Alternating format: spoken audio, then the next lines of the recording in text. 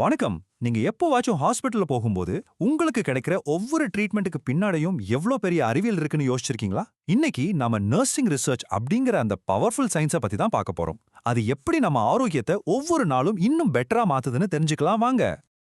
இந்த கேள்விய ஒரு நிமிஷம் யோசிச்சு பாருங்க. ரொம்ப காலமா நர்சஸ் அவங்களோட அனுபவத்தையும் உள்ளுணர்வையும் நம்பி தான் நிறைய முடிவுகளை எடுத்தாங்க. ஆனா இப்போ கதை மொத்தமா மாறிடுச்சு. அதை விட ரொம்ப சக்தி வாய்ந்த ஒண்ணு வந்திருக்கு. அதுதான் அறிவியல் சான்றுகள். சரி, இந்த பயணத்துல நாம என்னென்னலாம் பார்க்க போறோம்? முதல்ல சான்றுகளோட ஃபவுண்டேஷனை பத்தி பார்ப்போம். அப்புறமா அறிவோட 4 படிகளான விவரித்தல், விளக்குதல், முன்கணித்தல், கட்டுப்படுத்துதல் பத்தி பேசிட்டு, கடைசியா இதோட உச்சகட்டமான சான்று அடிப்படையிலான பயிற்சி, அதாவது எவிடன்ஸ் பேஸ்டு பிராக்டிஸ் பத்தி தெரிஞ்சுக்கலாம். வாங்க ஸ்டார்ட் பண்ணலாம். ஒரு பெரிய பில்டிங்குக்கு ஃபவுண்டேஷன் எவ்வளவு முக்கியமோ, அதே மாதிரி தான் நர்சிங் துறைக்கு அதோட ஃபவுண்டேஷன் இந்த ஆராய்ச்சி. இது நாம காலங்காலமா செஞ்சுட்டு வர்றதையே திரும்பவும் செய்யாம, இது ஏன் இப்படி நடக்குது, இதை விட பெட்டரா எப்படி செய்யலாம் அப்படின்னு கேள்வி கேட்க வைக்குது. அப்படின்னா நர்சிங் ரிசர்ச்னா என்ன? ரொம்ப சிம்பிளா சொல்லணும்னா இது ஒரு சிஸ்டமேட்டிக் இன்வெஸ்டிகேஷன். அதோட ஒரே நோக்கம் யூகங்களை நம்பாம நர்சிங் துறைக்கு தேவையான நம்பகமான ஆதாரங்களை உருவாக்குறது தான். இந்த ஆராய்ச்சியோட அல்டிமேட் கோல் இதுதாங்க, எவிடன்ஸ் பேஸ்ட் பிராக்டிஸ். இதுல லேட்டஸ்ட் அறிவியல் சான்றுகள், ஒரு நர்ஸோட அனுபவம், அப்புறம் பேஷண்டோட விருப்பம், இது மூணும் ஒன்னு சேரும். அப்போதான் ஒரு முழுமையான பெஸ்டான ட்ரீட்மெண்ட் உருவாகுது. சரி வாங்க, இப்போ நாம அறிவு பிரமிட்டோட பேஸ்மெண்ட்டுக்கு போவோம். எந்த ஒரு பிரச்சனையும் சரி செய்யறதுக்கு முன்னாடி அது என்ன, ஏன் நடக்குதுன்னு தெரிஞ்சுக்கணும் இல்லையா? அதுதான் இங்க முதல் படி. இந்த ஸ்லைட்ல பார்க்குற மாதிரி வித்தியாசம் ரொம்ப சிம்பிள் தான். விவரித்தல் அப்படிங்கிறது என்ன நடக்குது அப்படின்னு சொல்றது. ஆனா விளக்குதல் ஒரு ஸ்டெப் மேல போய் ஏன் இது நடக்குது அப்படின்னு காரணத்தை கண்டுபிடிக்குது. உதாரணத்துக்கு இத பாருங்களேன். லுக்கேமியா பாதிச்ச குழந்தைங்களோட பெற்றோர் என்ன மாதிரியான மன அழுத்தங்களை சந்திக்கிறாங்கன்னு ஆராய்ச்சி மூலமா விவரிக்க முடியும். இதுதான் முதல் படி. அதாவது பிரச்சனை என்னன்னு துல்லியமா அடையாளம் காணுவது. பிரச்சனை என்னன்னு தெரிஞ்சதும் அடுத்த கேள்வி ஏன்? அந்த பெற்றோரோட மன அழுத்தம் ஏன் அதிகமா இருக்கு? பணப்பிரச்சனையா, சமுதாய அழுத்தமா? இந்த கேள்விகளுக்கு பதில் தேடும்போதுதான் நமக்கு ஒரு ஆழமான புரிதல் கிடைக்குது. ஓகே, இப்பதான் விஷயமே இன்ட்ரெஸ்டிங்கா மாறுது. பிரச்சனையை விவரிச்சு அதுக்கு காரணத்தையும் புரிஞ்சுக்கிட்டதுக்கு அப்புறம் நம்ம சும்மா இருக்க போறதில்ல. அந்த அறிவை வச்சு எதிர்காலத்தை கணிக்க போறோம். ஏன் விளைவுகளையே நம்ம கண்ட்ரோலுக்கு கொண்டு வர போறோம்.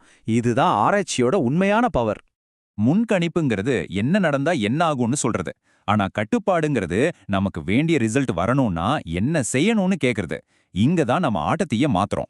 முன்கணிப்புக்கு இது ஒரு சூப்பர் உதாரணம். ஒரு பேஷண்டோட வயசு, உடல்நிலை மாதிரி சில டேட்டாவை வச்சு அவருக்கு படுக்கை பொன், அதாவது பெட் சோர்ஸ் வர வாய்ப்பு இருக்கான்னு முன்னாடியே கணிக்க முடியும். பாருங்க, பிரச்சனை வரதுக்கு முன்னாடியே நம்ம தயாராகிடலாம். இந்த டேபிள பாருங்க. பார்க்க சும்மா நம்பர்ஸ் மாதிரி தெரியலாம், ஆனா இதுதான் முன்கணிப்போட இதயமே. ஒருத்தரோட வயசு, அவங்க பழக்க வழக்கங்கள் மாதிரி சின்ன சின்ன தகவல்களை வச்சு யாருக்கு அதிக ரிஸ்க், யாருக்கு உடனடி கவனம் தேவைன்னு துல்லியமா சொல்ல முடியுது. இது எவ்வளவு பவர்ஃபுல் பாத்தீங்களா? இந்த கோட் கட்டுப்பாடுங்கிற வார்த்தைக்கே ஒரு புது அர்த்தம் கொடுக்குது. இது யாரையோ அடக்குறதில்ல, மாறா சரியான சிகிச்சைய ஒரு டாக்டர் மருந்து சீட்டு எழுதுற மாதிரி எழுதி நல்ல விளைவுகளை நம்மால உருவாக்க முடியும்னு சொல்லுது. இங்க தான் எல்லாமே ஒன்னு சேருது. ஒரு பேஷண்ட்டுக்கு பெட் சோர்ஸ் வரும்னு நாம கணிக்கிறோம்.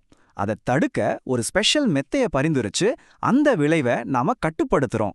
பாத்தீங்களா, அறிவு எப்படி செயலா மாறுதுங்கிறதுக்கு இது ஒரு நேரடி உதாரணம். இந்த முடிவுகள் எல்லாம் ஏதோ மேஜிக்ல வர்றதில்ல. இந்த வரைபடத்துல நீங்க பார்க்குற மாதிரி ஒரு பிரச்சனைய கண்டுபிடிக்கிறதுல ஆரம்பிச்சு டேட்டாவை சேகரிச்சு அதை அனலைஸ் பண்ணி ரிப்போர்ட் ரெடி பண்ற வரைக்கும் இது ரொம்பவும் நுணுக்கமான முறையான ஒரு ப்ராசஸ். நாம விவரித்தல், விளக்குதல், முன்கணித்தல், கட்டுப்படுத்துதல்னு 4 படிகளையும் தாண்டி இப்ப பிரமிட்டோட உச்சிக்கு வந்துட்டோம். இங்கதான் ஆராய்ச்சியோட உண்மையான சக்தி வெளிப்பட போகுது. அப்போ இந்த சான்று அடிப்படையிலான பயிற்சி ஏன் இவ்ளோ முக்கியம்? ஏன்னா இது நர்சிங்க வெறும் ஒரு சேவையா மட்டும் பார்க்காம ஒரு அறிவியலா மாத்துது. ட்ரீட்மெண்ட்ஸ் எல்லாம் பாதுகாப்பானதா, திறமையானதா இருக்குன்னு உறுதிப்படுத்துது.